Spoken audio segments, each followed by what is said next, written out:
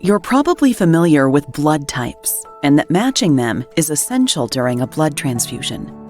But for regularly transfused patients, the search for a well-matched donor often goes even further. The more blood transfusions a person receives, the more likely they are to build up antibodies to the blood they receive. And because the antigens that produce antibodies are inherited, the best solution for this is to find a compatible blood donor, and that donor is most likely someone from a similar racial or ethnic background. Patients with conditions such as sickle cell disease and thalassemia rely on regular blood transfusions to treat and manage the effects of these diseases and mitigate complications. Donors from communities of color are essential to finding a more precise match needed for these patients.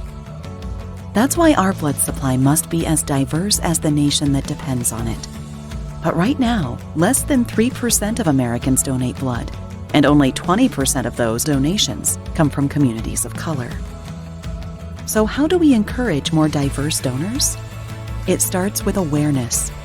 We can't solve this problem if people don't know it exists, and it starts with outreach.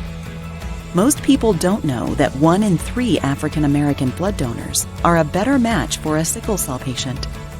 Once more people from communities of color get the facts about how donating blood supports so many patients from these communities, they're more likely to give.